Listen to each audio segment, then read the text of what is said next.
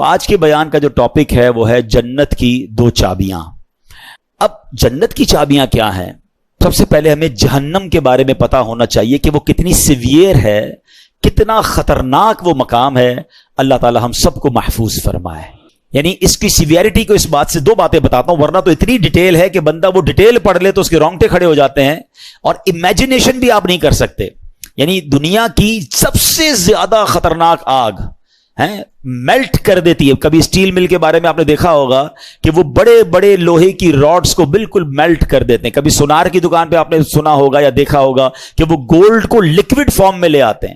یعنی اتنی extreme fire دنیا میں موجود ہیں کہ جس کا ہم نارمل لائف میں تصور بھی نہیں کر سکتے. پتہ نہیں کتنے ہزار سینٹی گریڈ تک وہ آگ چاہتی ہے. جن کی فیکٹریز ہیں وہ ان چیزوں کو ذرا زیادہ اچھے طریقے سے سمجھتے ہیں کہ کس قدر زیادہ گرم اور کتنی ہیٹ ہوتی ہے جو دنیا کی آگ ہے.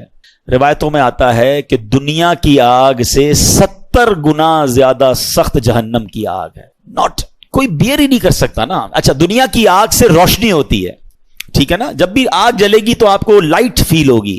جہنم کی آگ اتنے ہزار سال تک جلائی جا چکی ہے کہ روایتوں میں آتا ہے وہ بالکل سیاہ ہو گئی ہے، بلیک.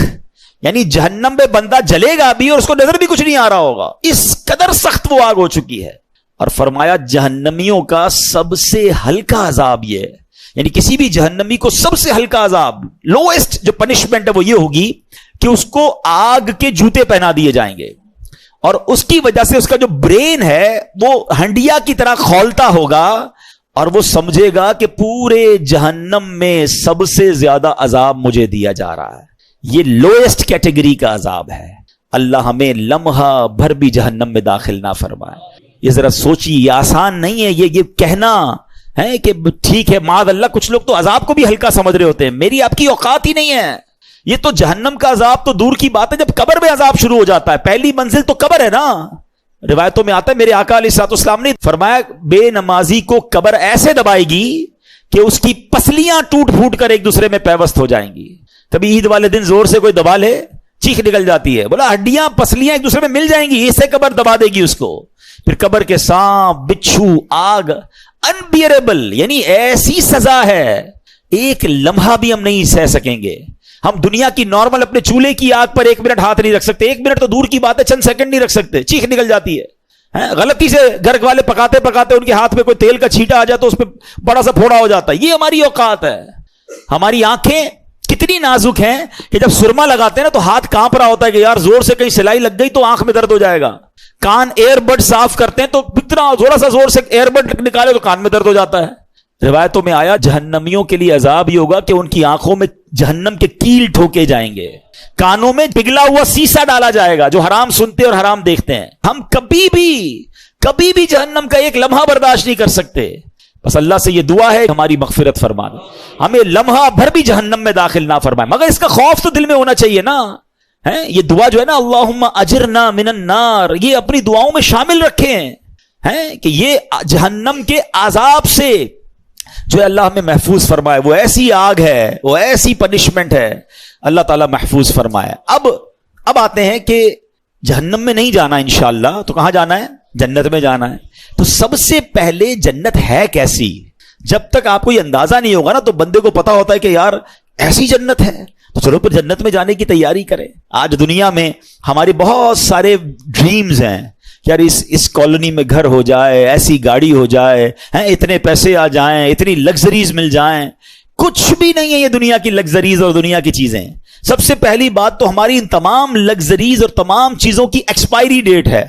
ٹھیک ہے نا، ہم سب نے دنیا سے جانا ہے. یہ ساری نعمتیں ادھر رہ جائیں گی، میں اکیلا قبر میں چلا جاؤں گا. تو وہ چیز جس کے لیے میں اسٹرگل اتنی ساری کرتا ہوں تھوڑے عرصے میں چھوڑ جاؤں گا. تو اس کے لیے کوشش کروں یا اس نعمت کے لیے کوشش کروں کہ اگر مل گئی تو اس کی کوئی ایکسپائری ڈیٹ نہیں ہے. قرآن کہتا ہے ہم فیہا خالدون، ہمیشہ ہمیشہ اس میں رہیں گے. جو جنت میں چلا گیا نا ایک بار، ہاں یہ ذرا غور سے سنیے گا، جنت میں جو ایک بار داخل ہو گیا اب کبھی جنت سے باہر نہیں نکالا جائے گا.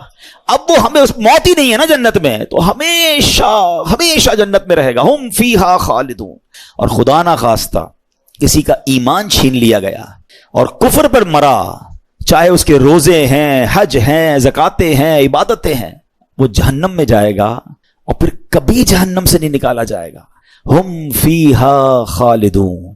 اچھا ان دو کیٹیگریز کے علاوہ ایک تیسری کیٹیگری بھی ہے کہ جو مسلمان ہوں گے، گناہگار ہوں گے، اللہ ان سے ناراض ہوگا اور وہ اپنے سزاؤں کو بھگتنے کے لیے جہنم میں جائیں گے.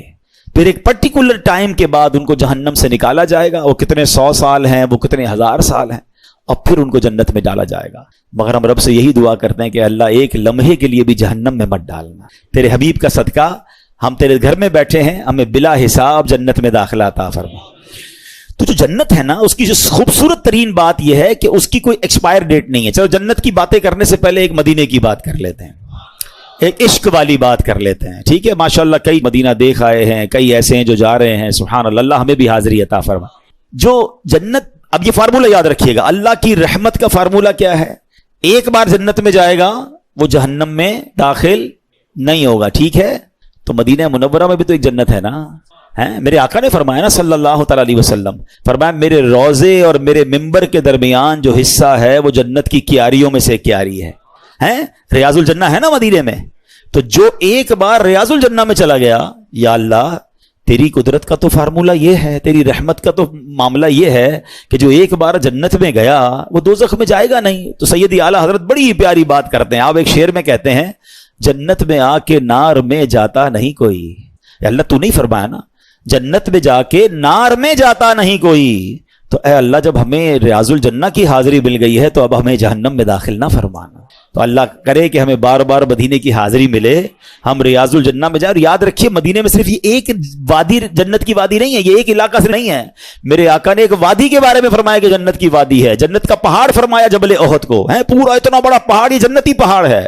چلو عشق والی ایک اور بات سن لو. آقا علیہ الصلوۃ والسلام فرماتے ہیں کہ احد مجھ سے محبت کرتا ہے، میں احد سے محبت کرتا ہوں، اور یہ میرے ساتھ جنت میں جائے گا. اب علماء نے بڑی پیاری ڈیبیٹ کی ہے اس میں. احد تو پہاڑ ہے نا، پہاڑ نبی پاک سے محبت کرے وہ جنت میں جائے، امتی محبت کرے کیسے دوزخ میں جائے گا؟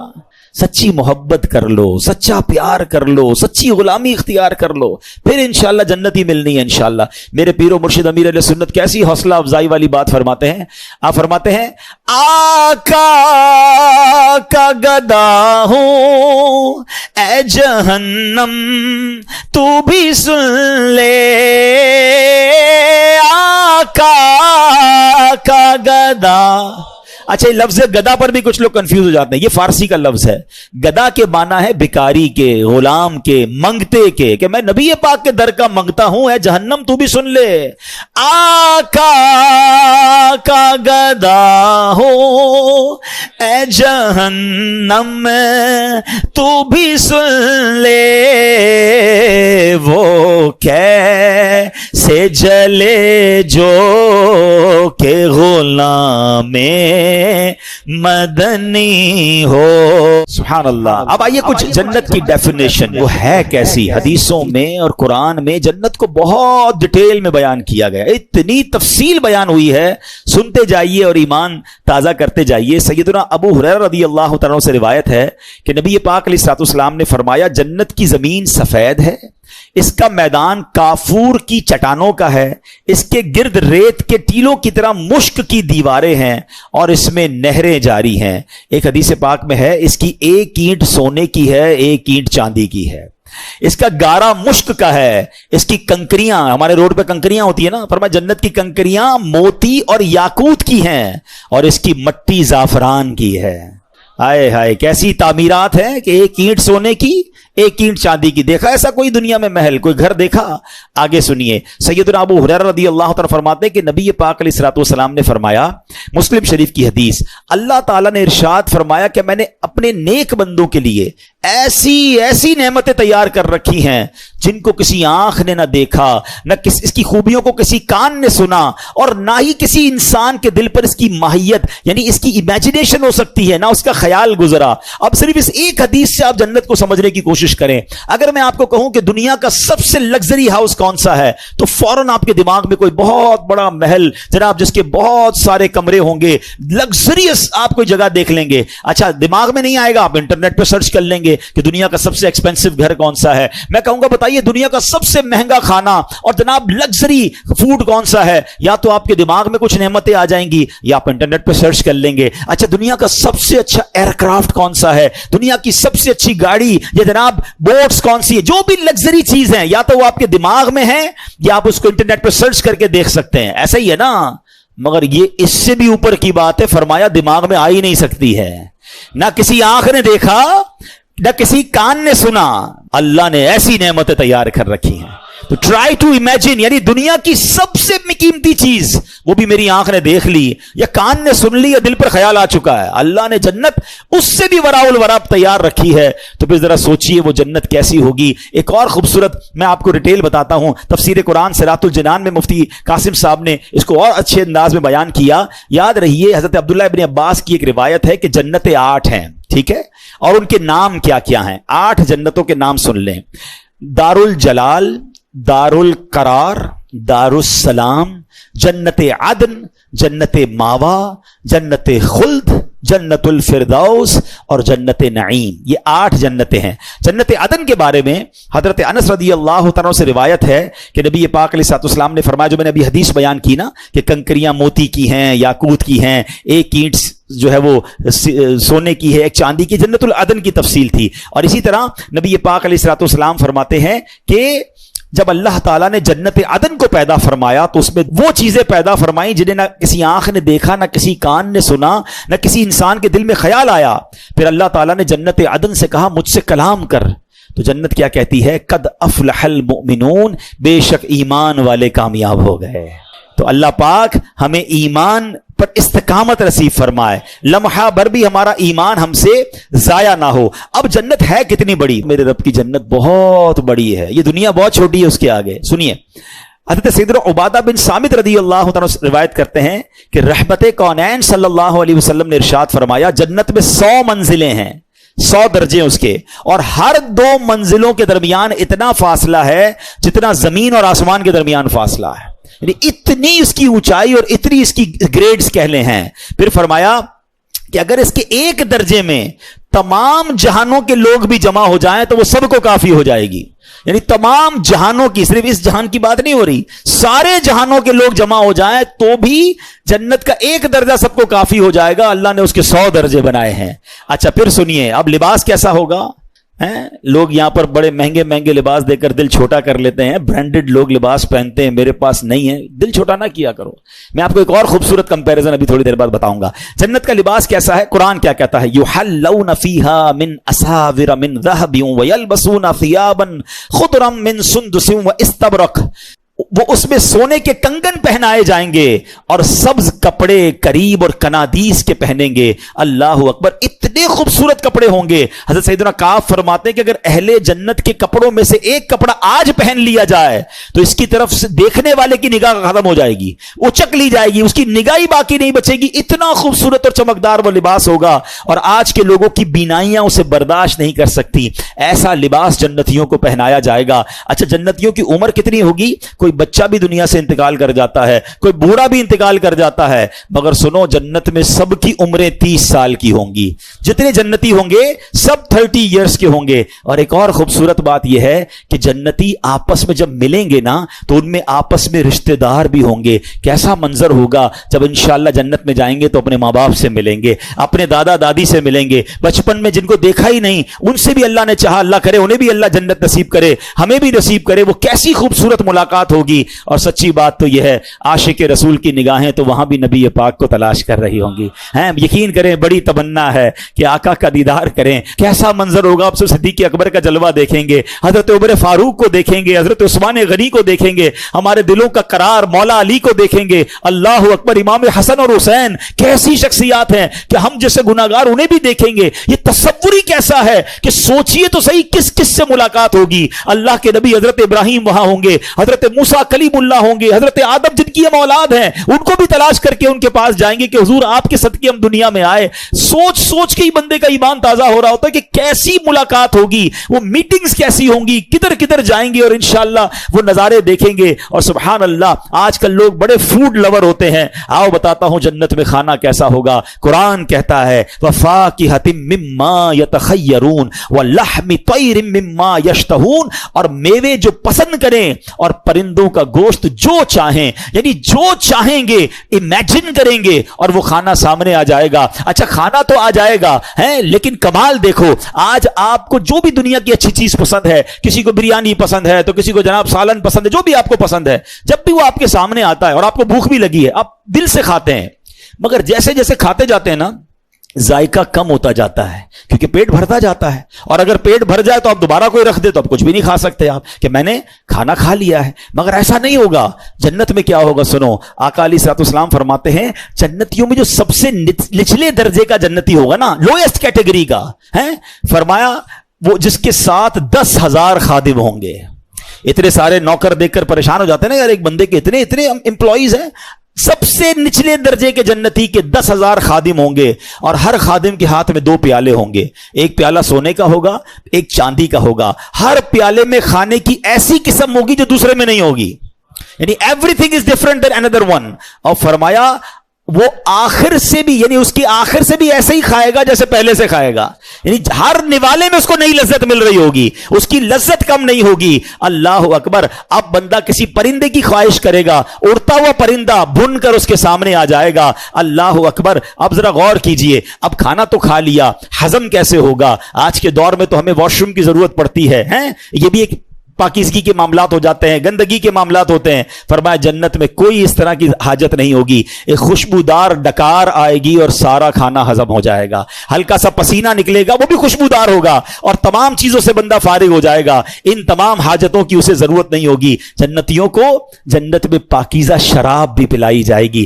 کیسا مشروب ہوگا؟ اللہ اکبر. یطوف علیہم ولدان مخلدون. قرآن کہتا ہے ان کے گرد پھریں گے ہمیشہ رہنے والے لڑکے, باقواب و اباریک, اور آفتاب اور جام ان کے سامنے ہوں گے, وکأسم من معین, اور ان کے سامنے بہتی شراب, لا یصدعون عنها ولا ينزفون. ان کو پی کر نہ درد سر ہوگا نہ مدہوش ہوں گے, کوئی ہوش میں فرق نہیں آئے گا. یعنی ایسی پاکیزہ شراب ہوگی کہ جو انسان کو مدہوش نہیں کرے گی بلکہ اس کی لذت ملے گی. اچھا جناب, دنیا میں ایک اور لگژری کیا ہے یار, اس ملک کا موسم بڑا اچھا ہے, ویدر انجوائے کرنے چلتے ہیں. آؤ بتاتا ہوں جنت کا موسم کیسا ہوگا. اللہ نے کتنی ڈیٹیل میں قرآن میں جنت کو بیان کیا ہے. اللہ اپنی نعمت کے بارے میں فرماتا ہے لا يرون فيها شمسا ولا زمهريرا. فرمایا نہ اس میں دھوپ دیکھیں گے نہ سخت سردی, یعنی جنت کا موسم بالکل خوبصورت. علماء کہتے ہیں جو صبح کو موسم ہوتا ہے یا شام کا جو موسم ہوتا ہے, ماڈریٹ کلائمیٹ جو ہوتا ہے, جنت کا موسم بھی ایسا ہوگا.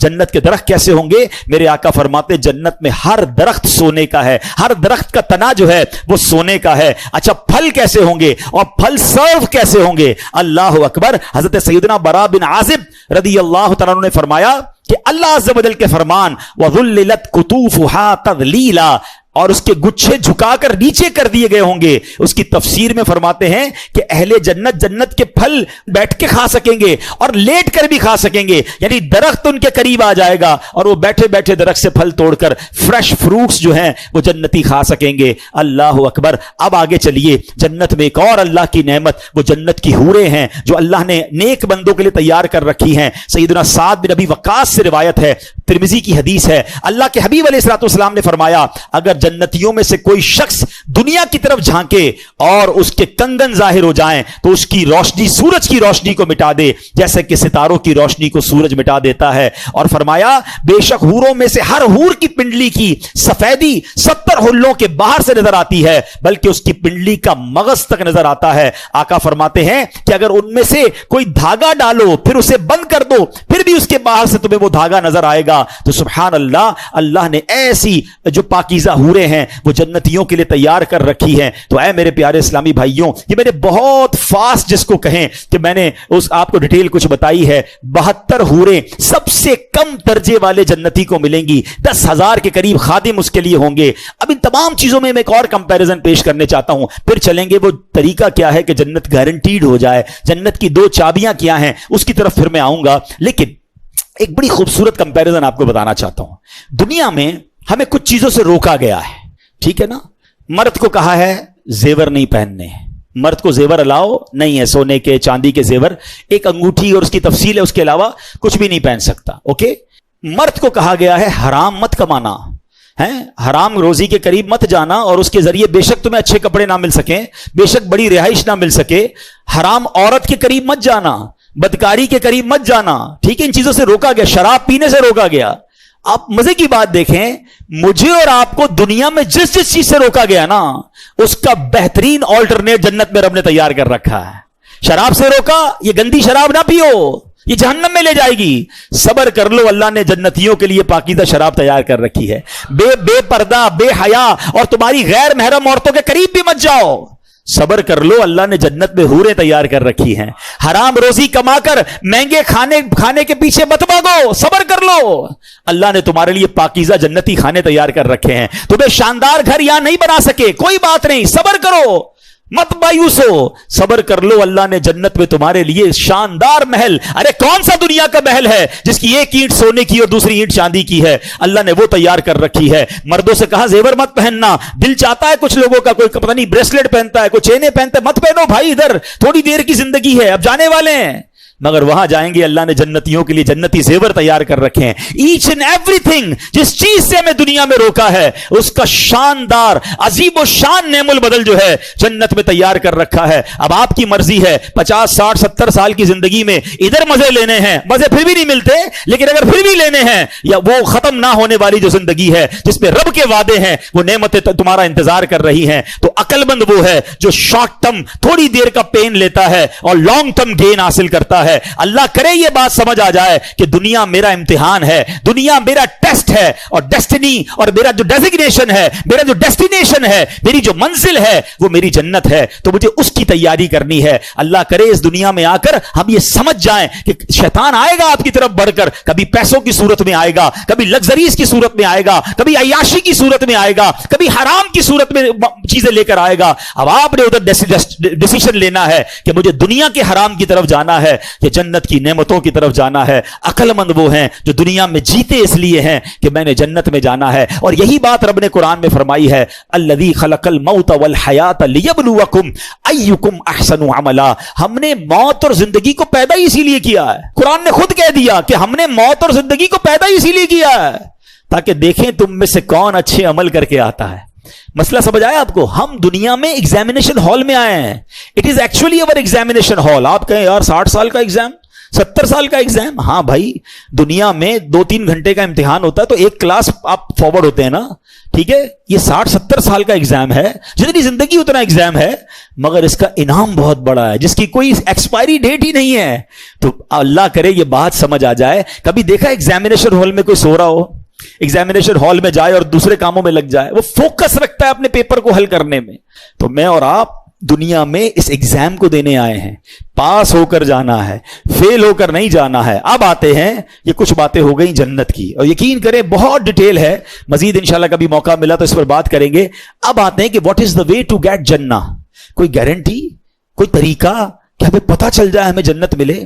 اللہ اکبر، میرے آقا علیہ الصلوۃ والسلام ہیں، انہوں نے ایک حدیث کے ذریعے گارنٹی دے دی۔ ہاں یہ بہت کم حدیث ہیں اس طرح کی، اس میں اللہ کے نبی نے گارنٹی دی ہے کہ تم میں سے جو مجھے 2 چیزوں کی گارنٹی دے دے میں اسے جنت کی گارنٹی دیتا ہوں۔ only 2 things، کوئی بہت لمبی لسٹ نہیں ہے۔ حدیث کیا ہے؟ بخاری شریف کی حدیث ہے، جو مجھے دونوں جبڑوں اور دونوں ٹانگوں کے درمیان والی چیز کی حفاظت کی ضمانت دے میں اسے جنت کی ضمانت دیتا ہوں۔ That's it۔ کیا فرما دیا؟ اب اس کا مطلب کیا ہے؟ اس کی شرح میں علماء نے لکھا کہ 2 جبڑوں کے درمیان کیا ہے؟ زبان، اور 2 ٹانگوں کے درمیان کیا ہے؟ پرائیویٹ پارٹ، شرمگاہ۔ جو مجھے اپنی شرمگاہ کی ضمانت دے دے کہ حفاظت کرے گا اس کی، اور اپنی زبان کی حفاظت کی مجھے گارنٹی دے، میں اسے جنت کی ضمانت دیتا ہوں۔ تو اس کا ایک اور دوسرا مطلب یہ بنتا ہے کہ اٹس ناٹ دیٹ ایزی.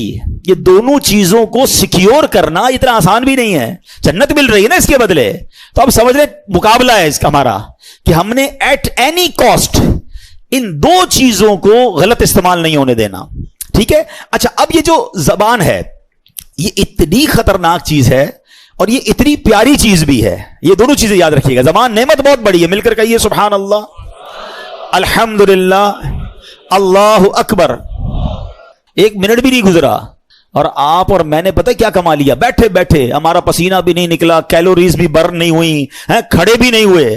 میرے نبی علیہ الصلوۃ والسلام کے سچے وعدے ہیں, جو ایک بار سبحان اللہ کہے اس کے لیے جنت میں درخت لگ جاتا ہے, الحمدللہ کہے جنت میں درخت لگ جاتا ہے, اللہ اکبر کہے جنت میں درخت لگ جاتا ہے. ذرا کہیے لا الہ الا اللہ. آقا فرماتے یہ افضل الذکر ہے لا الہ الا اللہ, سب سے افضل ذکر لا الہ الا اللہ. یعنی اتنے کمال کی نعمت ہے, اگر اس کی نعمت کو سمجھیں یہ زبان جنت میں لے جا سکتی ہے, مگر یہی زبان ٹیڑھی چل گئی تو یہ برباد کر سکتی ہے. ٹھیک ہے, پہلے اس کی سیویریٹی سمجھاتا ہوں, امپورٹنس آف ٹنگ سمجھیے گا. ایک شخص 70 سال تک کفر پر زندگی گزارے, کفر کے اندھیرے میں رہے, ایک بار صدقے دل سے کلمہ پڑھ لے, وہ کیا ہو جائے گا؟ مسلمان ہو گیا. کلمہ پڑھا, زبان سے پڑھا نا, ٹھیک ہے, وہ الگ تفصیل ہے کہ جس کی زبان ہی نہ ہو, گونگا ہو, وہ بھی کلمہ پڑھ سکتا ہے, وہ بھی اقرار کر سکتا ہے, لیکن زبان کی اہمیت سمجھا رہا ہوں. پچھلے سارے گناہ معاف ہو جائیں گے اس کے. اور اگر کوئی شخص 40 50 60 70 سال تک مسلمان رہے, نمازیں بھی پڑھے, روزے بھی رکھے, حج بھی کرے, صدقے بھی دے, اور اسی زبان سے ایک بار کفریہ کلمہ کہہ دے, کوئی ایسی گستاخی ہو جائے جو التزام کفر تک پہنچ جائے, تو اس کی ساری عبادتیں ختم, نل اینڈ وائڈ. ابھی میں نے کہا نا, جو ایمان پر جس کا خاتمہ نہیں ہوگا تو جنت میں کیا, جہنم میں ہمیشہ رہے گا, جنت میں جائے گا ہی نہیں. ایک زبان کا جملہ میرا سب کچھ ڈسٹرائے کر سکتا ہے. حدیث سنیے, ترمذی کی حدیث, سیدنا بلال بن حارث رضی اللہ تعالیٰ سے مروی ہے کہ رسول اللہ صلی اللہ تعالیٰ علیہ وسلم نے فرمایا کہ بندہ زبان سے بھلائی کا ایک کلمہ نکالتا ہے, only one sentence, حالانکہ وہ اس کی قدر و قیمت نہیں جانتا, اس کو پتہ بھی نہیں ہوتا, تو اس کے باعث اللہ عز و جل قیامت تک اس کے لیے اپنی رضامندی لکھ دیتا ہے. یعنی ایسا جملہ نکل جاتا ہے اس سے پتہ بھی نہیں ہے, اللہ نے قیامت تک کر لی اپنی رضامندی لکھ دی.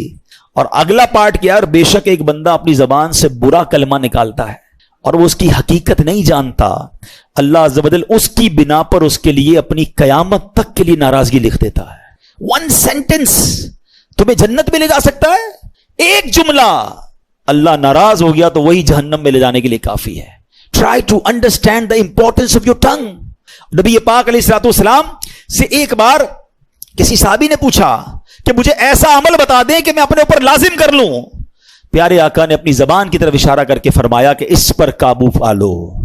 اللہ اکبر. اور پھر ایک بار ایک صحابی کہتے ہیں آپ مجھ پر سب سے زیادہ کس چیز کا خوف کھاتے ہیں؟ تو اللہ کے حبیب علیہ الصلوۃ والسلام نے اپنی زبان کی طرف اشارہ کر کے فرمایا اس کا. ہمیں تو فکر ہی نہیں ہے, جو منہ میں آیا بول دیا.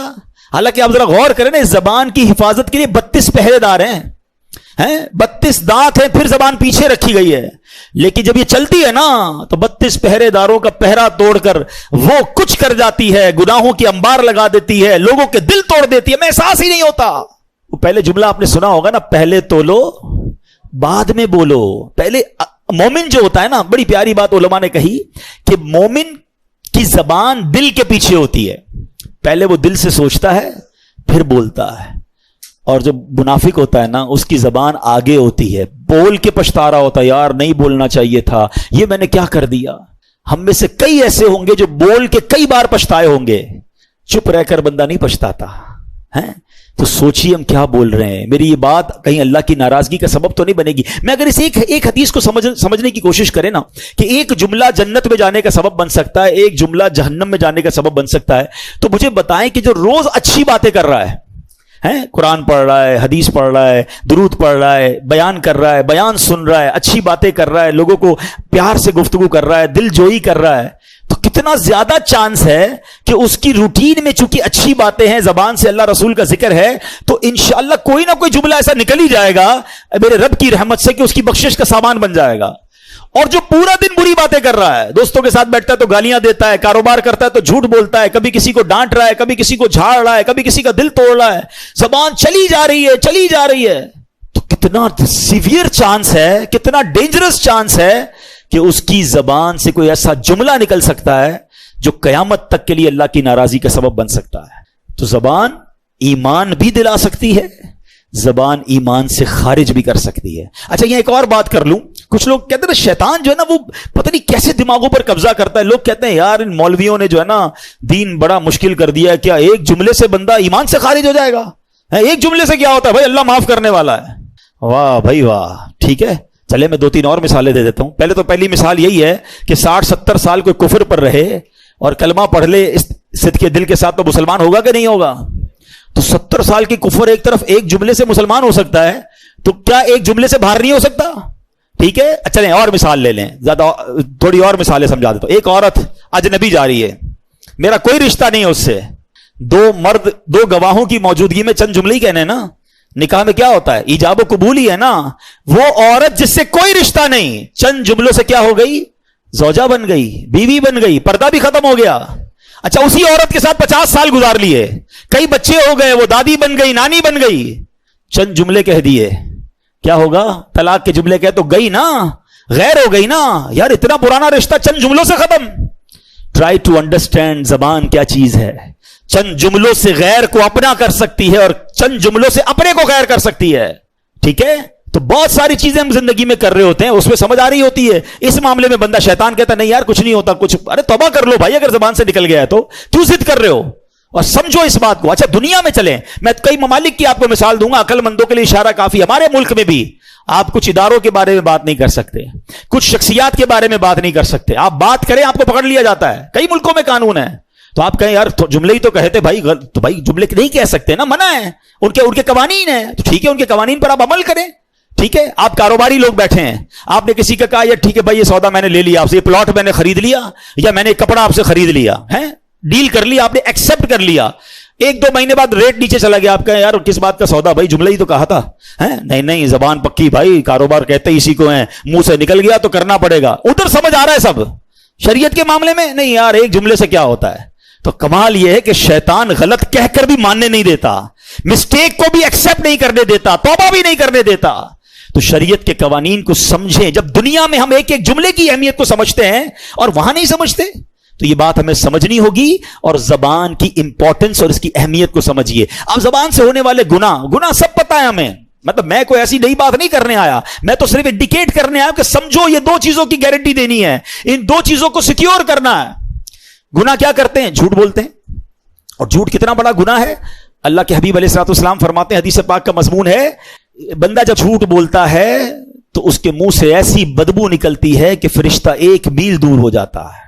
पता नहीं झूठ बोल बोल के कितने रहमत के फरिश्ते दूर कर दिए हमने।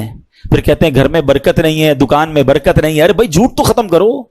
हदीस पाक में फरमाया, झूठ इंसान को रुस्वा कर देता है और चुगली अजाब कब्र का सबब बनती है। मैं एक और आपको बात बताऊं, झूठ इतनी खतरनाक चीज है, जिन लोगों की बहुत ज्यादा झूठ बोलने की आदत है ना, झूठा मुस्तरिब रहता है, कंफ्यूज, ऑलवेज इन टेंशन।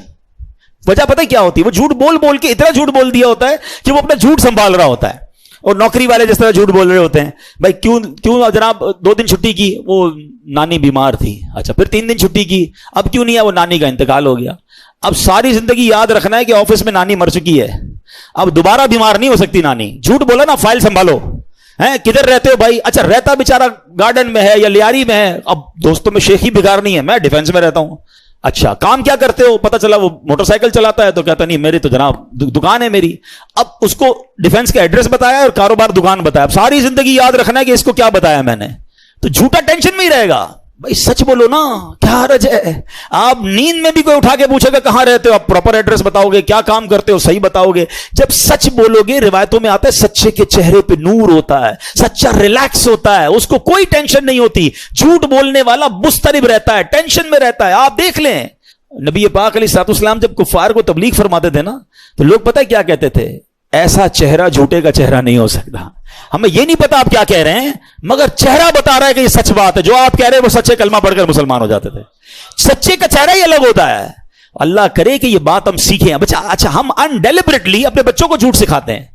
क्या सिखाते हैं? घर पे फोन आया, बेटा कह दो अब्बू नहीं है। अरे अब्बू ही कह रहा है अब्बू नहीं है, ابو سو رہے ہیں, ابو جاگ رہے ہیں, کہہ رہے ہیں سو رہے ہیں. اچھا بچے کو ہم یہ تو کہہ رہے ہیں کہ وہ ابو کے سامنے جھوٹ بول رہا ہے, لیکن پتہ کیا ہوتا ہے اس کا نقصان ابو کو ہی آگے جا کے ہوتا ہے.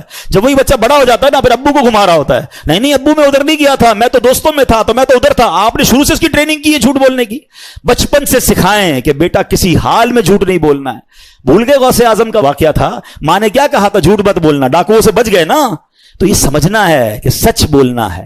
پھر اسی زبان سے غیبت کرتے ہیں, یہ مسلمان بھائی کا گوشت کھانے کے مترادف ہے. اچھا غیبت کا معنی ہی لوگوں کو نہیں پتا ہے. ہاں چلو آج غیبت کا معنی بھی بتا دیتا ہوں, کیونکہ جس کو کہو نا یار آپ غیبت کرتے ہیں تو کہتا ہے بھائی میں سچ تو بول رہا ہوں, میں تو اس کے منہ پہ بھی کہہ سکتا ہوں, میں کون سا جھوٹ بول رہا ہوں. تو پہلے آج یہ سمجھ لیں کہ غیبت ہوتی ہی سچ ہے, جھوٹ نہیں ہوتی ہے. ہاں یہ وہ سچ ہے جو حرام ہے, یہ بھی سمجھ لیں آپ. ہر سچ بولنے والا نہیں ہوتا ہے. اب آپ کہیں گے ابھی تھوڑی دیر پہلے مولانا صاحب کہہ رہے تھے سچ بولنا اور یہ سچ حرام ہے. ہاں تو یہ تو بات ہے, علم دین سے دوری اتنی ہے کہ پتہ ہی کچھ نہیں ہے. اب سنیے, نبی پاک علیہ الصلوۃ والسلام نے خود بتایا, تمہیں معلوم ہے غیبت کیا چیز ہے؟ آقا علیہ الصلوۃ والسلام خود سوال کر رہے ہیں. لوگوں نے عرض کی اللہ اور اس کا رسول اس کا بہتر علم جانتے ہیں. ارشاد فرمایا غیبت یہ ہے کہ تم اپنے بھائی کے بارے میں ایسی بات کہو کہ جو اسے بری لگے. کسی نے عرض کی کہ اگر وہ برائی میرے بھائی میں موجود ہو تو پھر بھی غیبت ہے. تو فرمایا ہاں جو کچھ تم کہتے ہو وہ موجود ہے جبھی تو غیبت ہے, اور اگر تم ایسی بات کہو جو اس میں موجود نہیں تو یہ بہتان ہے, یہ اس سے بھی بڑا گناہ ہو گیا. مثال کے طور پہ کوئی شخص بیچارے کا رنگ سیاہ ہے, کالا ہے, یار قد چھوٹا ہے, بعض اوقات ہیلدی ہوتے ہیں, کہ یار یہ اس کے پیچھے کہہ رہے ہیں, پیٹھ پیچھے کہتے ہیں کہ یار وہ لمبو نہیں ہے, وہ چھوٹے قد والا نہیں ہے, وہ جو کالا ہے وہ نہیں ہے, کانا جو نہیں ہے, اس کی گاڑی بڑی خراب ہے. یعنی کوئی بھی ایسی بات آپ کریں جو اس کے سامنے کہیں تو اسے بری لگے, اس کی برائی بیان کرنے کے لیے کوئی بھی بات کریں, یہ غیبت ہے. تو بندہ کہے یار آپ کیوں کہہ رہے, بھائی وہ سچ تو کہہ رہا ہوں. یہ سچ کہنے کی آپ کو اجازت نہیں ہے جو اس کو بری لگے. اچھا لوگ کہتے ہیں کہ وہ اس میں ہے, ارے بھائی اس میں ہے جب بھی غیبت ہے, اگر نہیں تو پھر تو بہتان ہے, وہ اس سے بھی بڑا گناہ ہے. اور لوگ کہتے ہیں میں سامنے منہ پہ کہہ سکتا ہوں, بھائی منہ پہ کہو گے تو دل آزاری ہوگی اور گناہ ملے گا. آپ کسی مسلمان کی برائی نہیں کر سکتے. Look at beauty of Islam, always talk positive about each other. Islam کتنا پیارا مذہب ہے, کہتا ہے اگر بندہ بھائی سامنے ہے تب بھی برائی بیان نہ کرو, نہیں ہے تب بھی برائی بیان نہ کرو. بڑی پیاری بات علماء کہتے ہیں غیبت سے بچنے کا جو فارمولا ہے نا, یہ فارمولا سمجھیے گا. ہم دو بندے بات کر رہے ہیں, جب بھی ملے نا دو تین دوست بیٹھے ہوں, آپس میں ایک دوسرے کی بات کریں, اگلے کی بات ہی نہ کریں جو نہیں ہے, تو آپ غیبت سے بچ جائیں گے. اور جب بھی کسی ایبسنٹ بندے کی بات کریں نا تو آپ کو الارم بچ جانا چاہیے کہ یار پازیٹیو بات ہو رہی ہے, نیگیٹو ہے تو آپ چھوڑ دیں, نہیں بھائی میں نہیں سنوں گا, یہ بات مت کرو, یہ غیبت ہے. آپ جب, لیکن یہاں تو بڑا مزہ آتا ہے, اپنے دوستوں میں کوئی بیٹھا ہے, جیسے ہی کھڑا ہو کے گیا, یار دماغ کی دہی کر رہا تھا یار, بور کرتا ہے یار, اس کو نہیں بلایا کر یار, وہ اٹھ کر گیا اور تمہارا غیبت کا میٹر شروع ہو گیا. اور غیبت ایکچولی پتہ ہے کیسا عجیب گناہ ہے کہ بندہ اپنی نیکیاں کسی کے اکاؤنٹ میں ٹرانسفر کر رہا ہے. یعنی کمال دیکھو, روزہ میں نے رکھا, تراویح میں نے پڑھی, شب قدر میں آ کر بیان ہم نے سنا, 2-1.5 گھنٹے بیٹھ کر صلاۃ التسبیح پڑھی, اور ابھی باہر نکل کر کھڑے ہو کے 2 آدمی نے دیکھا نہیں آیا نا اجتماع میں, ابھی یہ بھی ہوگا. شیطان ہماری عادت ہے, بلایا تھا اس کو کہیں اور دعوت میں بلاتے, سحری میں آ جاتا, نہیں آیا اجتماع میں, بس اس کی عادت ہی ایسی ہے. جتنی نیکیاں کمائی تھی نا, وہ جو نہیں آیا اس کو گھر بیٹھے آپ کی نیکیاں ٹرانسفر ہو گئی فری میں. کمال ہے یار, یہ کتنی بڑی بے وقوفی ہے, یہ کتنی بری عادت ہے کہ میں اپنی نیکیاں, پہلے تو نیکیاں کروں اور پھر نیکیاں ساری کی ساری وہاں ٹرانسفر کر دوں. میں تو کہتا ہوں اللہ کرے کوئی ایسا فارمولا بن جاتا, جو ہو تو نہیں سکتا, میں ازمپشن دے رہا ہوں کہ مزہ یہ آتا کہ ادھر میں غیبت کرتا, ادھر 5,000 میرے اکاؤنٹ سے آن لائن اس کے اکاؤنٹ میں ٹرانسفر ہو جاتے ہیں. پھر میں دیکھتا کون غیبت کرتا ہے, او ہو ارے 5,000 علی بابا نہ, آئندہ نہیں کرنی غیبت ماں کے کوئی جی. ادھر نیکیاں جاری نا, اس کی اہمیت نہیں پتا, پیسے ٹرانسفر ہونا شروع ہو جائے نا, ہم ایک بندہ کوئی غیبت نہیں کرے گا اپنا, یا تو اکاؤنٹ خالی کر دے گا. اچھا میں ایک اور عجیب بات بتاؤں, غیبت ہمیشہ بندہ اس کی کرتا ہے جو اچھا نہیں لگ رہا. ایسا ہی ہے نا, پسند نہیں ہے تبھی تو غیبت کر رہے ہو آپ, اس کی پسند بھی نہیں ہے اور نیکیاں بھی بھیج رہا ہوں. کتنی عجیب بات ہے کہ آپ کو وہ اچھا بھی نہیں لگ رہا اور آپ اس کو روز نیکیاں ٹرانسفر کر رہے ہو. امام اعظم ابو حنیفہ کمال کی شخصیت ہیں, اتنے عقل مند تھے, کہتے میں نے کبھی زندگی میں کسی کی غیبت کی نہیں ہے, لیکن اگر کرتا نا تو اپنی ماں کی غیبت کرتا. بڑوں کی بڑی بات ہے, کہتے اپنی نیکیاں اپنی ماں کو ہی بھیجتا نا, کسی غیر کو کیوں بھیجتا. تو یہ بات سمجھنے والی ہے, ہم بے وقوفی کر رہے ہیں, شیطان ہماری زبان سے ہم سے وہ غلطیاں کروا رہا ہے. اچھا اب میں یہ مختصر بیان میں آپ کو بہت ڈیٹیل میں غیبت بیان نہیں کر سکتا, بس ایک فارمولا یاد کر لیں کہ واٹ ایور یو سے اباؤٹ اینی بڈی ایلس, اگر آپ اس کے سامنے کہیں تو اس کو برا لگے گا, دس از دا غیبت. بس اس کی گاڑی, اس کا گھر, اس کا کاروبار, اس کا سٹائل, اس کے کپڑے, اس کا موبائل, واٹ ایور آپ اس کے بارے میں کہہ رہے ہو, نیگیٹو کہہ رہے ہو, یہ غیبت ہے. اور یہ جہنم میں لے جانے والا کام ہے، اور زبان سے یہ اتنی عام ہے، میں آپ کو مشورہ دوں گا، دیکھیں تھوڑا سا ریسرچ کیا کریں. آپ یہ نہ سمجھیں کہ آپ ایک بیان سن لیا، اس کا 5 منٹ غیبت پر بات ہو گئی، آپ غیبت کو سمجھ گئے. امیر اہل سنت کی پوری ایک بک ہے، کمال کیا ہے میرے پیر و مرشد نے، اس کا نام ہی غیبت کی تباہ کاریاں ہیں. ویب سائٹ dawat-islami.net پر موجود ہے، ڈاؤن لوڈ کر لیں. اس کا انگلش ورژن بھی آ چکا ہے بیک بائٹنگ کے نام سے. آپ نے 1400 ایگزامپلز دی ہیں اس کتاب میں کہ کیسے کیسے ہم غیبت کرتے ہیں. عالم دین عالم کی غیبت کیسے کر سکتا ہے، ناتخواں کی غیبت کیسے کر سکتا ہے، ساس بہو ساس، اللہ معاف کرے ان کا تو جو غیبت. ہماری عورتیں تو فون اٹھائیں 1 گھنٹہ بات کریں تو پتہ نہیں 500 غیبتیں کر چکی ہوں گی. کیوں دوسرے کے بارے میں بات کرنا ہے؟ میری بہنیں بھی یہ بیان سن رہی ہوں گی، خدا را اپنی نیکیاں سنبھالو، ایسا نہ ہو قیامت کے دن اکاؤنٹ ہی خالی ہو، کسی کے کپڑوں پر تو کسی کے فرنیچر پر تو اس کے بچے پر. ارے اپنی آپس کی بات کرو نا، کیوں؟ اور آج بھی کسی تیسرے کی بات کیوں کرتے ہیں ہم؟ اللہ کرے یہ بات سمجھ آ جائے. تو پھر آتا ہوں حدیث کی طرف. اور بہت سارے ایسے گناہ ہیں جو ہم زبان سے کر رہے ہوتے ہیں، کسی کا دل توڑ دیا، کسی کو تانا دیتے ہیں، اتنا ٹونٹ کرتے ہیں. کچھ لوگ کمال ہیں یار، کمال تو نہیں کہوں گا، کوئی اور ہی لفظ کہنا چاہیے تھا، سمجھانے کے لیے کہہ رہا ہوں. اتنا طنز ہے ان کے اندر، اتنی دل آزاری ہے، اتنی بدگمانی ہے، ایسا لگتا ہے ان کی شخصیت پہ کانٹے لگے ہوئے ہیں. بندہ جب ملے نا کوئی نہ کوئی کانٹا چبو دیں گے. بندہ بولے نہ ہی ملتا تو اچھا تھا یار، سارا موڈ خراب کر دیا ہے یار، آج کپڑے اچھے نہیں پہنے یار، ابھی بھی وہی جوتے پہنے ہیں. اس کو گھر پہ بلا لینا دعوت میں، اپنے گھر دعوت میں بلایا یار، کب فرنیچر بدلو گے یار، وہی فرنیچر رکھا ہوا ہے یار، کلر تو کرا لو کنجوس آدمی. بھائی تیرے کو گھر بلایا انسپیکشن کے لیے تھوڑی بلایا ہے، مہمان من کے رہو. یعنی دعوت کھائیں گے، کھانا بھی کھا کے جائیں گے، always they have complaints. آپ سوچیں وہ کتنا گناہ کما رہے ہیں. یہ بات سمجھیے. اب میں بہت عجیب سی بات کرنے جا رہا ہوں، اس لیے پہلے ہاتھ جوڑ رہا ہوں، بہت پہلے ہاتھ جوڑ رہا ہوں. میں بزرگوں سے بات کرنا چاہتا ہوں، بالخصوص بعض بزرگ بہت زیادہ دل آزاری کرتے ہیں. خدا را آپ کی عادت میں شاید ایسا ہو گیا ہے، آپ کو نہیں پتا، لیکن چلتے پھرتے ہر کسی کو ڈانٹنا. مسجد میں آئیں گے تو مسجد میں کسی کو ڈانٹ رہے ہوں گے، محلے میں جائیں گے تو وہاں کسی کو ڈانٹ رہے ہوں گے، اپنے بچوں کو بار بار ذلیل کر رہے ہوں گے. یار ہر بندہ دل رکھتا ہے، کہیں ایسا نہ ہو کہ آپ اپنے بڑھاپے میں جہنم بنا رہے ہیں. جس کی زبان بہت زیادہ سخت ہے نا وہ کم باتیں کرے. مجھے کئی لوگ ملتے کہتے ہیں یار کیا کروں، مجھے غصہ بہت آتا ہے. بھائی غصہ بہت آتا ہے تو قابو پائیے ورنہ مارے جاؤ گے. اگر آپ لوگوں کے دل کرچی کرچی کرتے جا رہے ہیں، لوگوں کو ذلیل کرتے جا رہے ہیں، جب جی میں آیا آپ اپنے بچوں کو، اپنی بیوی کو، اپنے ملازمین کو جو دل میں آتا ہے بولی جا رہے ہیں، اور آپ سمجھتے ہیں آپ کا حساب نہیں ہوگا. میں آپ کو حدیث سنا رہا ہوں نا کہ آپ کو قابو پانا پڑے گا اپنی زبان پر. اتنی شدید گفتگو بعض اوقات کرتے ہیں، اور یہ زبان ہے بڑی خطرناک. امیر علیہ سنت فرماتے ہیں 60 سال کا بوڑھا ہو جائے نا، جسم کا ہر پارٹ ڈھیلا ہو جائے گا، زبان اس وقت زیادہ تیز ہو جاتی ہے، یہ زیادہ چل رہی ہوتی ہے. تو بزرگوں کو اپنی زبان پر احتیاط انہیں بھی کرنی ہوگی. ایسا نہ ہو کہ انبار لگ رہا ہو گناہوں کا. حقوق العباد از موسٹ سیویئر. سمجھو بات کو. میں اور آپ ایک نماز نہ پڑھیں، اللہ نہ کرے کوئی ایک نماز نہ پڑھے، ایک روزہ نہ رکھے، ایک بار جناب وہ زکوٰۃ نہ دے، تو وہ اس کا اور رب کا معاملہ ہے نا. اللہ چاہے سارے گناہ معاف کر دے، وہ الگ بات ہے کہ نماز کی قضا کرنی پڑے گی، زکوٰۃ ادا کرنی پڑے گی، لیکن اس کا اور رب کا معاملہ ہے نا. لیکن حقوق العباد کا معاملہ یہ ہے جب تک بندہ معاف نہیں کرے گا رب بھی معاف نہیں کرے گا. کدھر جائیں گے یار؟ روز لڑائی، روز جھگڑا، روز گالیاں. مجھے ایک بھائی دوست ملے، میں نے کہا کتنی تنخواہ ہے؟ کہتا 80,000. میں نے کہا تنخواہ تو اچھی ہے. بولا 40,000 کام کی تنخواہ ہے، 40,000 گالیوں کی تنخواہ ہے. صبح و شام سیٹ گالیاں دیتا ہے. یار میں سوچتا رہ گیا یار. کہتا کیا کروں، چھوڑ دوں گا تو دوسری جاب نہیں ملے گی. تم گالیاں دیتے ہو یار، آپ کو شرم نہیں آتی جو یہ کام کرتے ہیں؟ وہ غریب اس لیے نہیں چھوڑ رہا کہ اس کی نوکری چلی جائے گی، مگر یہ قیامت کے دن کیا جواب دے گا؟ ساری نیکیاں دینی پڑ جائیں گی اسی نوکر کو. تو یہ جو مظلوم ہوتے ہیں نا، گھبرائے نہیں کرو. جو آپ کو ڈانٹتے ہیں، جو جھاڑتے ہیں، جو جھڑکتے ہیں، دل بڑا رکھو، حساب ملنا ہے. اللہ حوصلہ دے تو معاف کر دیا کرو، لیکن وہ مارے جائیں گے ظالم. تو اللہ کرے یہ بات سمجھ آ جائے. میں بات بہت بڑی کر گیا ہوں، لیکن چونکہ میں خود اس تجربے سے گزرا ہوں اور مجھے کبھی کبھی رحم آتا ہے. یقین کرو کچھ لوگوں پر رحم آتا ہے کہ یار ان کی زبان ہر وقت غیبت، بدگمانی، لوگوں سے لڑائی جھگڑا، طنز. میں کہتا ہوں یار اس بندے کا ہوگا کیا قیامت کے دن یار. کبھی کبھی جب ہمیں سنا کے جاتا ہے نا تو ہمیں لگتا ہے یار یہ چلو ہم تو برداشت کر لیں گے، صبح شام کتنوں کو سنا رہا ہے، کیا بنے گا اس کا یار. ہر چھوٹی بات پر امام صاحب کو جھاڑنا ہے، کبھی مؤذن کو جھاڑ رہے ہوں گے، کبھی خادم پر چیخ رہے ہوں گے. یہ بیچارے لوگ کچھ بھی نہیں کر سکتے. لیکن آپ سوچیں آپ اپنے نامہ اعمال میں کیا کیا کر رہے ہیں. آپ نے کبھی مسجد کا نظام چلایا ہے؟ آتے ہی آرڈر چلانے، پنکھا ٹائم پہ نہیں کھولتے ہو، لائٹ نہیں کھولتے ہو، گھر میں جائے تو گھر والوں کی خیر نہیں، آفس میں جائے تو آفس والوں کی خیر نہیں. سب کی خیر نہیں، آپ کی خیر نہ چلی جائے. جو یہ بندہ ہر کسی سے لڑ رہا ہے نا، سوچئے اس کا بنے گا کیا. زبان یہ جنت میں بھی لے جا سکتی ہے, یہی زبان تمہیں دوزخ میں, ساری نیکیاں ایک طرف رہ جائیں گی. بندہ کہتا ہے میں نے اتنے حج کیے, اتنی سخاوت کر رہا ہوں, اتنی مسجدیں لاکھوں روپے دین پہ خرچ کرتا ہوں, زبان صحیح چل رہی ہے کہ نہیں, لوگوں کے دل آپ سے مطمئن ہے کہ نہیں. میں آپ کو صحیح بتاؤں, کچھ لوگوں سے بات کرنے میں ڈر لگتا ہے, یار چھوڑو یار اس سے بات نہیں کرنی, جب بھی بات کرے گا کوئی نہ کوئی جو نا اس نے ہنگامہ ہی کرنا ہے.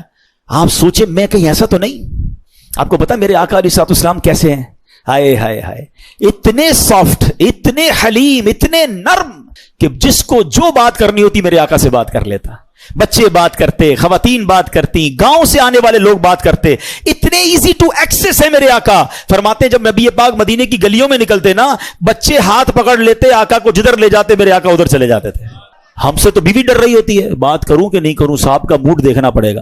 بلکہ کچھ بیویاں تو اسٹاک ایکسچینج کی پہلے وہ مارکیٹ دیکھتی ہیں, آج پوائنٹ اوپر ہے نیچے ہے, بات کروں نہیں کروں, ڈالر اوپر ہے تو بات کروں گی, ڈاؤن ہے تو نہیں کروں. ارے گھر ہے کہ کوئی آپ نے مارکیٹ بنائی ہوئی ہے, مارکیٹ اچھی ہے تو بیوی بات کرے گی, ورنہ بیوی بات نہیں کرے گی. میرے اوپر ہی سارا غصہ آ جائے گا.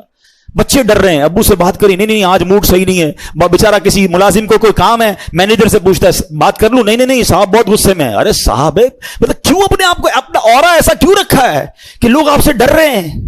یار مومن تو آسان ہوتا ہے, جس کو جو بات کرنی ہے مجھ سے بات کرے, مجھ سے خوف نہ کھائے. اگر لوگ مجھ سے خوف کھائیں گے اور میرا رب ناراض ہو گیا تو میں پھر کتنے بڑے خوف میں مبتلا ہو جاؤں گا. نہیں رکھو روب میں لوگوں کو, نہیں رکھو تکلیف میں لوگوں کو, آسانیاں پیدا کریں, سافٹ ہو جائیں. واللہ جو لوگوں کے لیے آسان بنتا ہے اللہ اس کی زندگی آسان کر دیتا ہے. لوگ پلکے بچھاتے ہیں. اور میں آخری بات اس موضوع پہ اور کر دوں, دل تو بہت جلا ہوا ہے اور بھی بہت ساری باتیں یاد آ رہی ہیں. میں آپ کو ایک بات بتا دیتا ہوں, یہ جو طنز کرنے والے ہیں نا, جو لڑنے والے ہیں, جو جھگڑنے والے ہیں, جو دل توڑنے والے ہیں, یہ تنہا رہ جاتے ہیں. جب ان پہ کوئی مشکل وقت آتا ہے نا, ایک بندہ ان کے ساتھ نہیں کھڑا ہوتا. لوگ مجبوری میں ان سے تعلق میں رہتے ہیں, پیسے چاہیے ہوتے ہیں, نوکری چاہیے ہوتی ہے, بچے بھی کہتے ہیں کیا کرے ابا ہے بھائی چلانا پڑے گا. لیکن whenever they become in any big problem, کوئی پرابلم ان پر آتی ہے نا, وہ الون رہ جاتے ہیں.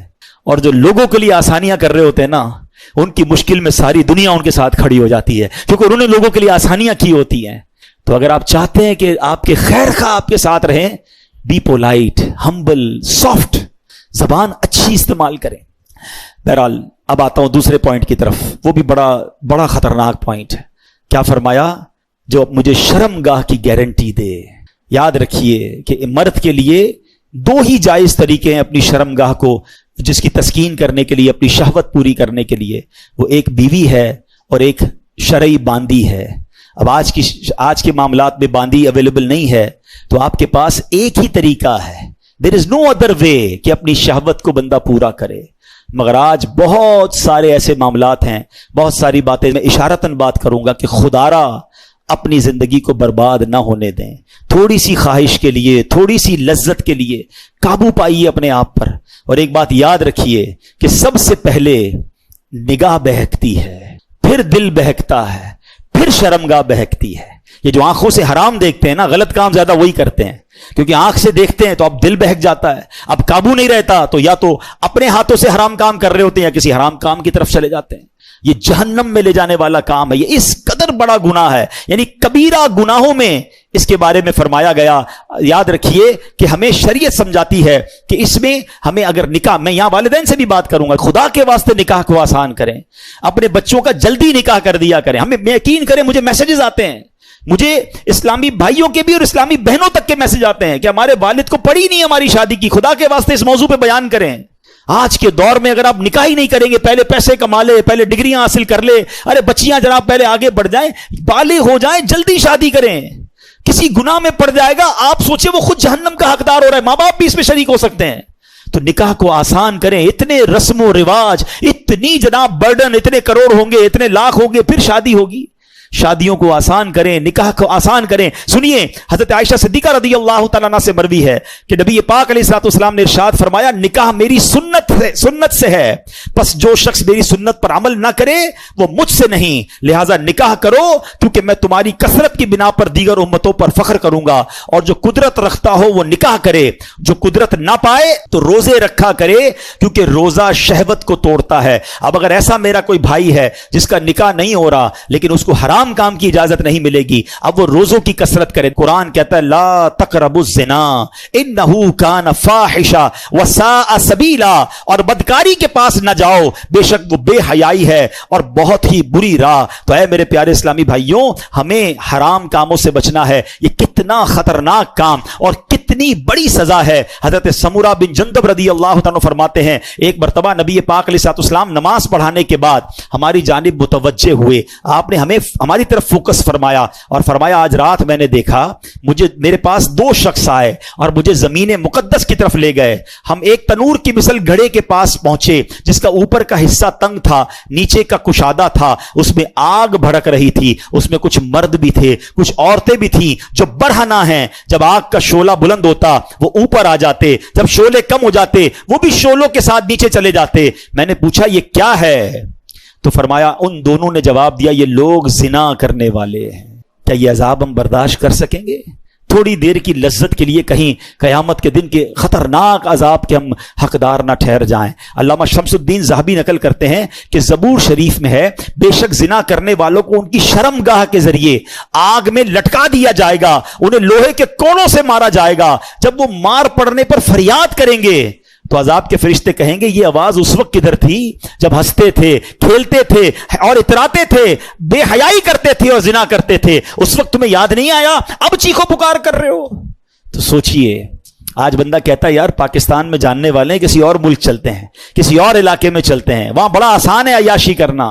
نہ کریں, بے حیائی سے بچیں. اچھا یہ جو ہے نا حیا, یہ ملتی صحبت سے ہے, یہ ہمیشہ یاد رکھیے گا. اگر آپ چاہتے ہیں نا ان گناہوں سے بچیں تو ہمیں ایسے دوست بنانے پڑیں گے جو با حیا ہیں. بے حیائیوں کے ساتھ رہ کر آپ نہیں بچ پائیں گے. یہاں آخری بات کر دیتا ہوں کہ یہاں ایک اور بڑا مسئلہ پتہ ہے کیا ہو گیا ہے. لوگ کہتے ہیں بھائی مجھے بہت کنٹرول ہے, میرے دوست غلط کام کرتے ہیں میں ان کے ساتھ رہتا ہوں, میں نہیں کرتا. مجھے پتا ہے میرے دوست شراب پیتے ہیں, میں نہیں پیتا, میں بیٹھتا ہوں ان کے ساتھ. وہ جوا کھیلتے ہیں لیکن میں صرف بیٹھتا ہوں. وہ جو ہے نا وہ نشہ ڈرگز کرتے ہیں, میں بیٹھتا ہوں. معاذ اللہ وہ ایڈلٹری کرتے ہیں, میں صرف ان کے ساتھ کمپنی دیتا ہوں, میں یہ کام نہیں کرتا. یہ آپ کی بے وقوفی ہے. آپ دنیا کے کسی بھی ڈرگ, کسی بھی الکوہولک, کسی بھی جواری, کسی بھی شرابی, کسی بھی برے کام کرنے والے کو پکڑ لیں اور پوچھو یہ عادت کدھر سے ملی ہے. ایک بندہ بھی نہیں ملے گا جو یہ کہے کہ ابو نے برتھ ڈے والے دن مجھے چرس کا سگریٹ لا کے دیا تھا, امی نے مجھے ایک پسٹل لا کے دی تھی, بیٹا جا کے چوری کرو. یہ ساری بری عادتیں کہاں سے ملی؟ یہ دوستوں سے ملتی ہیں. ہاں, برے دوستوں کے ساتھ بیٹھ کر کبھی بھی یہ مت کہیں کہ میں بڑا اسٹرانگ ہوں. ارے جب اس شیطان نے بڑے بڑے اللہ والے کہلانے والے جن کی دعائیں قبول ہوتی تھی انہیں بہکا دیا, میں اور آپ کیا چیز ہیں؟ تو بہترین طریقہ یہ, ایک جملہ سن لو آج, یہ اللہ کی بہت بڑی نعمت ہے کہ میں اس ماحول اور اس علاقے میں رہوں جہاں میرے لیے گناہ کرنا مشکل ہو. ہاں, گناہ کا موقع ہی نہ ملے. ایسے ملکوں میں, ایسے علاقوں میں, ایسے دوستوں میں جاؤ ہی نہیں کہ جدھر چانس سے گناہ کرنے کا. ہم بہت کمزور لوگ ہیں, چانس ملا تو پتہ نہیں بچیں گے کہ نہیں بچیں گے. تو اپنے آپ کو سیکیور رکھنے کا طریقہ یہ ہے کہ بندہ رہے ادھر, بیٹھے ان کے ساتھ کہ گناہ کرنے کا موقع ہی نہ ملے. اللہ کی بہت بڑی نعمت ہے. یہ اپنے آپ کو آزمایا نہ کریں میں بڑا اسٹرانگ ہوں, مجھے کچھ نہیں ہوتا, میں تو جاؤں گا پھر بھی کچھ نہیں ہوگا. ارے شیطان نے بڑے بڑوں کو پلٹا دیا, میں اور آپ کیا چیز ہیں؟ تو اپنے آپ کو اگر سیکیور رکھنا ہے. اچھا اسی طرح کی بات جب ہم کرتے ہیں نا, مثال کے طور پہ کسی کو کہا بھائی داڑھی رکھ لو, امامہ شریف پہن لیں, کہتا ہے یار تھوڑی عادتیں ٹھیک نہیں ہیں, تھوڑے کام سیدھے کر لوں پھر داڑھی رکھ لوں گا. میں آپ کو ایک مشورہ دیتا ہوں, اگر آپ کو اپنے کام سیدھے کرنے واقعی if you are serious on that, آپ داڑھی رکھ لیں. پتہ کیا فائدہ ہوگا جب آپ داڑھی رکھیں گے نا؟ ایکچولی داڑھی نو انٹری کا بورڈ ہے, گناہ والی باتیں آپ تک آئیں گی نہیں. میں مثال دیتا ہوں, جتنے داڑھی والے بیٹھے نا ان کو پوچھ لیں, ہم کو کبھی بھی میسج نہیں آتا فلاں کلب میں کانسرٹ ہو رہا ہے, فلاں جگہ پر کوئی گانا لگا ہوا ہے, فلاں جگہ کوئی فلم چل رہی ہے, فلاں جگہ کوئی جناب کلب میں یہ ہو رہا ہے. ہمیں میسج بھی آتے ہیں تو کوئی میلاد کا میسج بھیج رہا ہوتا ہے, کوئی اجتماع کا بھیج رہا ہوتا ہے, کوئی محفل نعت کا بھیج رہا ہوتا ہے. کیوں؟ ان کو پتا ہے مولوی صاحب ان کو کیا بھیجیں, ساڈا راستہ رک گیا. ہمیں تو گناہ کی دعوت ہی نہیں آ رہی نا, آپ نے تو انٹری دروازہ کھلا رکھا ہے, جو بھیجنا بھیج دو, کیونکہ میرا حلیہ ایسا نہیں ہے. کئی جگہوں پر حلیہ بچاتا ہے. اچھا میں آپ کو ایک اور عجیب بات کرنے جا رہا ہوں. اگر کسی نے داڑھی امامہ رکھا ہے نا, اور شیطان تو اس پر بھی حملہ کر سکتا ہے, ہم بھی انسان ہی ہے نا. حملہ کیا شیطان نے, دل ہو گیا گناہ کرنے کا کہ یار میں بھی جاؤں فلاں جگہ پر, اور کوئی امامہ داڑھی لے کر ادھر چلا گیا, تو لوگ کہیں گے مولوی صاحب آپ ادھر کدھر, چلیں بھائی باہر نکلیں, ساڈا کام اور مشکل, ہم نے خود ہی اپنے لیے مشکل کر دی نا. دس از دا بیسٹ وے کہ میں اپنے آپ کو بنا ہی ایسا لوں کہ گناہ کرنا چاہوں پھر بھی نہ کر سکوں. میں کہوں نہیں پہلے گناہ چھوڑوں گا پھر نیک بنوں گا پھر حلیہ چینج کروں گا, یہ بے وقوفی ہے. آپ اگر واقعی ان حرام چیزوں سے بچنا چاہتے ہیں تو اپنے آپ کو بنا بھی ایسا لو کہ چاہو بھی تو نہ کر سکو, کیونکہ یہی علاج ہے. ورنہ کوئی بندہ کہے میں جناب میں بہت پکا ہوں, تو پکا وکا کوئی نہیں ہوتا. بڑے بڑوں کو گرتے دیکھا, اللہ مجھے بھی محفوظ فرمائے آپ کو بھی محفوظ فرمائے. تو بہرحال آج کے بیان میں کوشش تو کی ہے کہ ان دونوں باتوں کو کور کیا جائے کہ یہ جنت کی دو چابیاں ہیں, دا کیز آف ہیون, کہ نبی پاک علیہ الصلوۃ والسلام نے فرمایا جو مجھے زبان کی اور شرم گاہ کی گارنٹی دے میں اسے جنت کی گارنٹی دیتا ہوں. آج سے پہلے ہم میں سے کوئی بھی ایسا ہے, خود جانتے ہم کہ زبان کی بے احتیاطیاں بھی کسی سے ہو چکی ہوں گی, شرم گاہ کی بے احتیاطیاں بھی ہو گئی ہوں گی. اب بندہ سوچے یار اب میرا کیا بنے گا, میرا رب بڑا کریم ہے, ہاں میرے رب نے راستہ پھر بھی رکھا ہے, اب تک جو ہو گیا نا اس سے توبہ کر لیں, سچی توبہ کر لیں. التائب من الذنب کمن لا ذنب لہ. آقا فرماتے گناہوں سے توبہ کرنے والا ایسا ہے جیسا اس نے گناہ کیا ہی نہیں ہے. Null and void, delete it. تو آج توبہ کریں اور آج کے بعد نیت کریں کہ انشاءاللہ ان دونوں چیزوں کو فقط حلال ذریعے پہ استعمال کریں گے. زبان کے گناہوں سے بھی بچیں گے, شرم گاہ کے گناہ سے بھی بچیں گے, اور انشاءاللہ اللہ کی رحمت سے نبی پاک کے پیچھے پیچھے جنت میں جائیں گے. اللہ پاک عمل کرنے کی توفیق عطا فرمائے.